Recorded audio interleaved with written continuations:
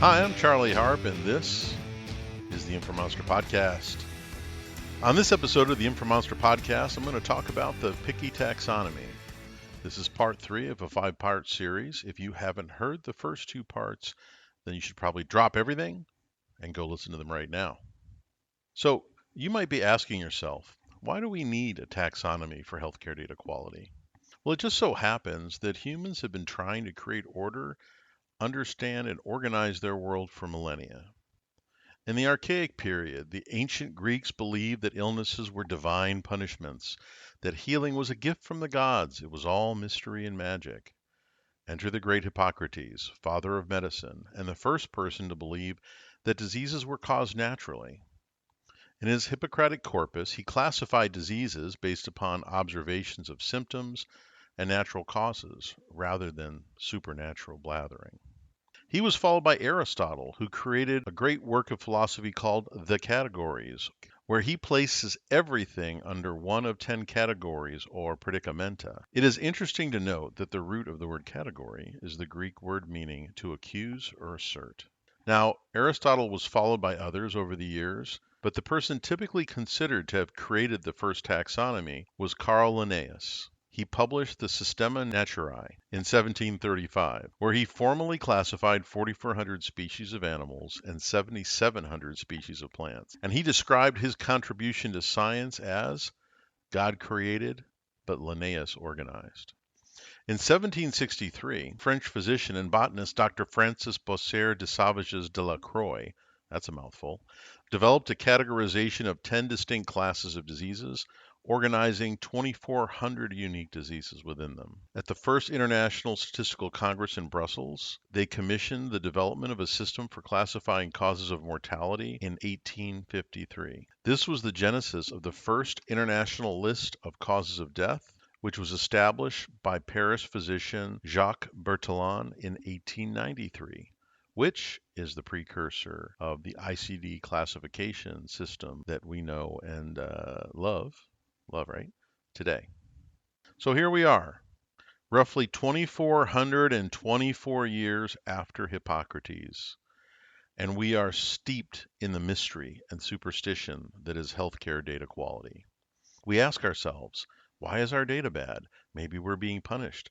Maybe there's a magical solution that will just fix it without us having to do anything. No, dear listeners. I stand here on the shoulders of the great categorists and taxonomists that came before me and say, bad things happen to our data for reasons that can be explained and remedied. We just need to take the time and apply the energy to understand them. And that's why we need a taxonomy for healthcare data quality. So let's take the next handful of minutes or so to talk about it. When developing a taxonomy, it's important to consider its purpose. In general, a taxonomy is a tool that helps you organize and index something. In this case, the something is qualitative issues in patient information.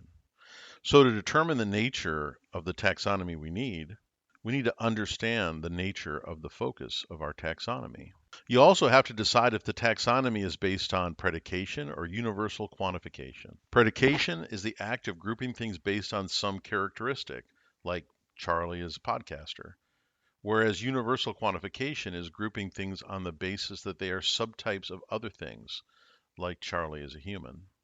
Considering the non-biological nature of our focus, our taxonomy will be based on predication. So we're going to use characteristics to organize and define what we're talking about. And so let's begin by talking about the characteristics we'll use to organize our taxonomy. At the very core of our focus is patient information. We're not just generally looking at qualitative issues, we're looking at qualitative issues in patient information. And that patient information we've organized in our PIQI data model that we talked about in the last podcast episode. Now, our patient information model has 2 distinct perspectives when you think about the data that's in it. The first is as a data model with a general set of rules. Now, it's a simple hierarchical structure with data classes that contain clinical elements. Each element is an information model with relevant attributes that are either simple data types like numbers, dates, and text, a codable concept, which is prevalent in healthcare, or a flexible data type like an observation value or a range value, that can represent data as text or as structure.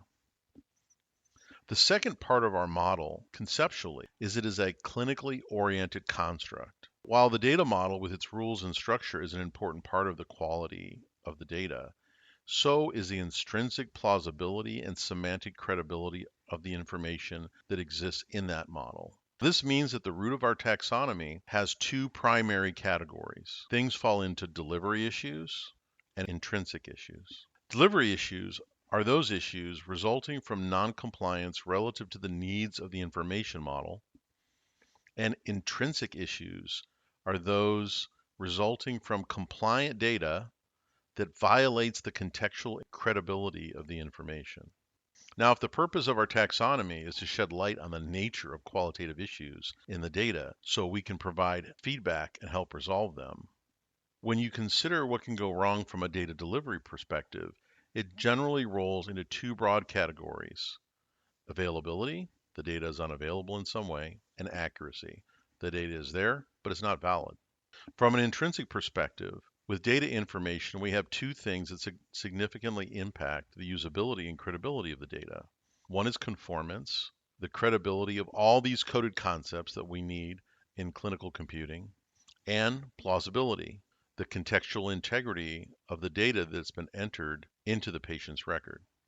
Let's talk about delivery issues first.